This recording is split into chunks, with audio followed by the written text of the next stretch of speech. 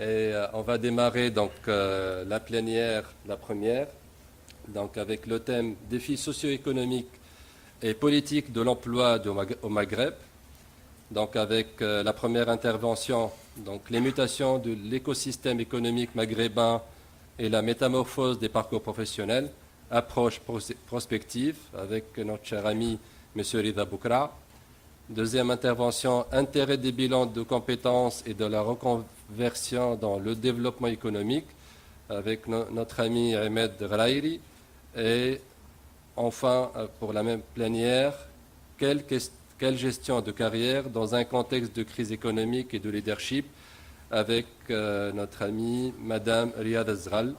Et j'invite donc les intervenants à se préparer le temps d'accompagner notre ami Saïda Ounis. Merci beaucoup.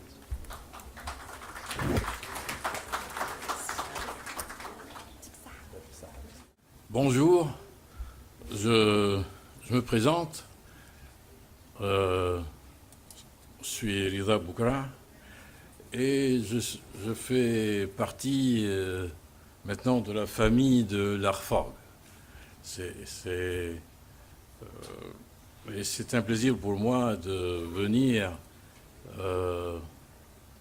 discuter avec mes amis, de les retrouver, aussi de me faire des amis nouveaux à la faveur de ces colloques. Je pense que j'ai cette idée, il faut transformer l'Arfag en un think tank, parce que les thèmes qu'elle choisit sont souvent d'une importance cruciale. L'Arfag a l'art de choisir des thèmes brûlants, d'une actualité brûlante. Et c'est une occasion donc de réfléchir et d'essayer de comprendre une problématique d'une actualité brûlante. Et je vais vous le montrer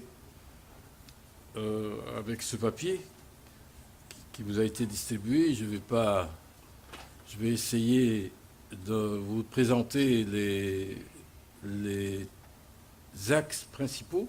Vous pouvez retrouver le papier dans le CD. Et ce papier se construit sur deux concepts. Le premier concept, c'est un concept qui découle de la théorie écologique et qui se formule d'une manière très simple: penser global et agir local. Et le défi des décideurs, les défis des penseurs, les défis des théoriciens, c'est comment penser global. Pourquoi ? Parce que le monde est devenu global et parce que tous les problèmes ne peuvent être analysés, compris, que si on les inscrit dans le global. Le global au sens géographique. Si on reste dans une bulle étroite, on n'arrive pas à comprendre ce qui se passe dans le local. Mais l'action est toujours locale. Les problèmes sont globaux, mais les politiques sont toujours locales. Ça, c'est le premier point. Le deuxième point, qui est un concept et qui me paraît être primordial, c'est le concept d'écosystème. Et si je regarde la littérature de la gestion, la littérature de la politique au niveau du Maghreb, je constate que ce concept d'écosystème n'est présent qu'au Maroc. Les Marocains utilisent ce concept souvent dans leur littérature d'écosystème. Beaucoup moins en Tunisie, beaucoup moins en Algérie. Et ce concept d'écosystème est essentiel. Évidemment, c'est un concept, il est tiré de l'écologie. L'écosystème, c'est quoi? C'est la coalition d'espèces en coévolution dans un environnement. Regardez, coalition, les éléments sont liés en évolution, en coévolution dans un environnement donné. Et si on ne maîtrise pas ce concept, qu'est-ce qui se passe? Il se passe qu'on prend des décisions qui sont ou bien décalées ou bien en porte-à-faux. Ou bien décalées, ils peuvent être décalés parce que les décisions sont dans un imaginaire coupé de l'écosystème, coupé de l'environnement. C'est le cas des décisions idéologiques ou des choix idéologiques. Ils sont liés à des imaginaires coupés du réel ou liés à des périodes obsolètes. Ou bien ceux qui prennent des décisions sont le produit de l'écosystème et on ne peut pas changer un écosystème dont on est le produit. C'est pour ça que vous avez des difficultés à solutionner les problèmes.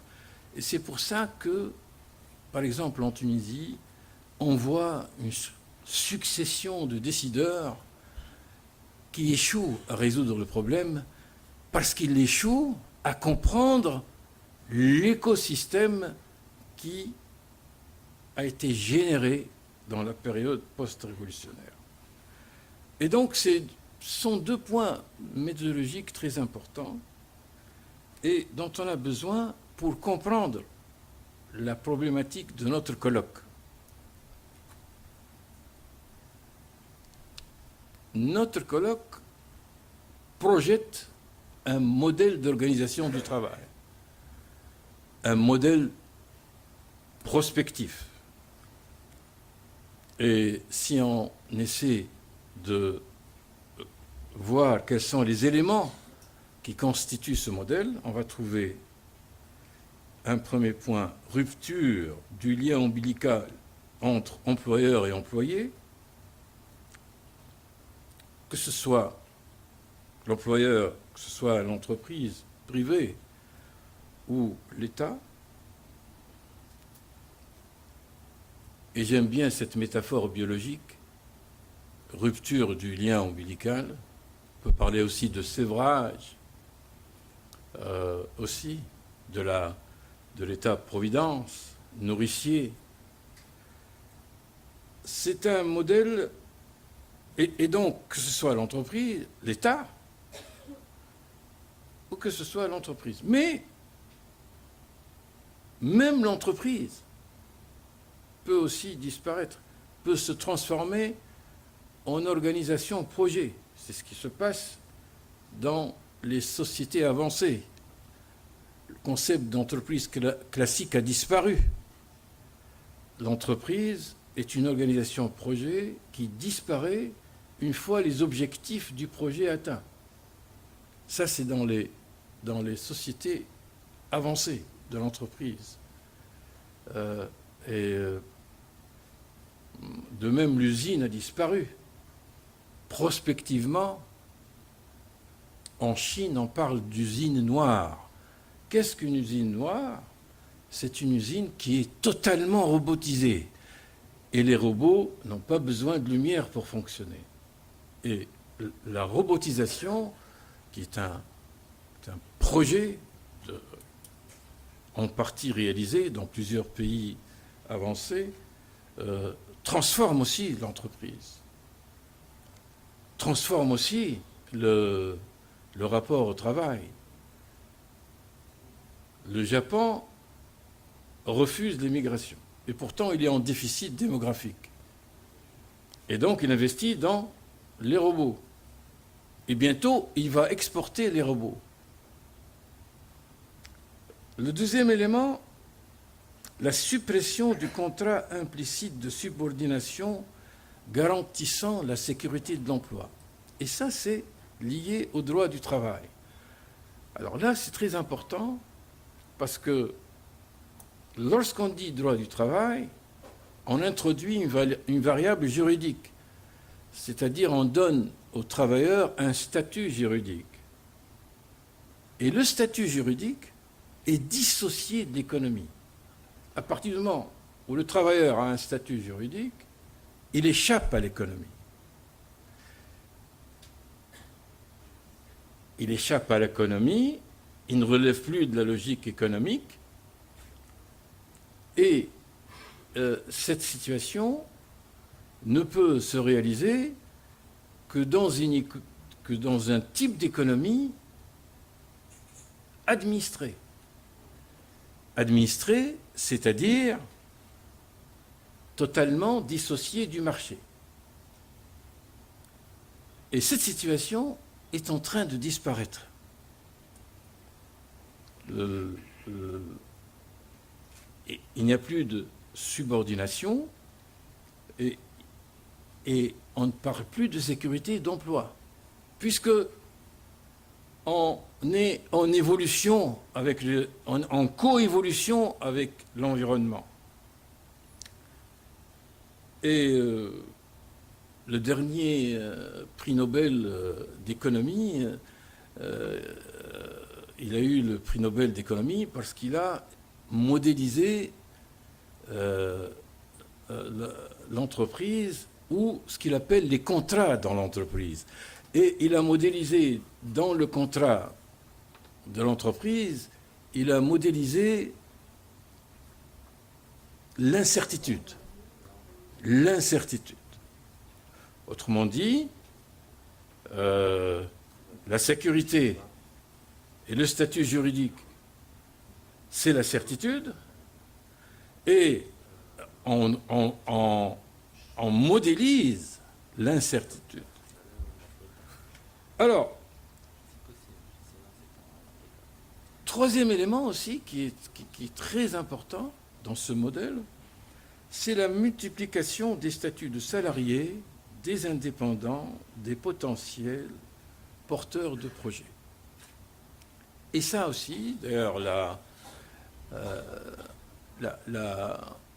notre jeune ministre a évoqué cette... Vous savez, en France, on fait un sondage pour les jeunes, 75% des jeunes Français voient leur avenir dans l'entreprise ou dans l'auto-entreprise.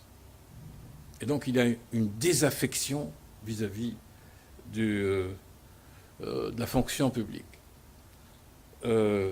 Et donc, il y a une orientation vers l'entrepreneur, l'auto-entrepreneur, et cette idée d'indépendance et d'autonomie. Et du coup, la modélisation de l'incertitude dans l'entreprise est même dépassée, puisque l'incertitude est portée par l'individu autonome, puisque le travailleur est autonome, on parle de professionnel, c'est-à-dire de profession. Donc, on ne parle plus de poste. C'est une profession qui a une autonomie et qui est donc auto-fondée et qui affronte le marché et qui affronte les incertitudes du marché et qui gère son modèle de protection sociale. Donc l'individu devient autonome et autofondé et évidemment tout ce qui en découle comme système de protection sociale, comme système de garantie, est transformé. ce modèle que je viens de vous décrire existe. Il existe déjà. Il existe déjà dans les pays qui ont adopté le libéralisme depuis des siècles. Il existe aux États-Unis, il existe au Royaume-Uni. Il existe mais modéré, corrigé en Allemagne. On a évoqué tout à l'heure l'économie sociale du marché. L'Allemagne adopte le même système, mais corrigé. Corrigé par une culture du consensus, une culture de partenariat. Mais vous trouvez aussi ce système qui commence à s'implanter en France. Et la loi du travail en France, la loi du travail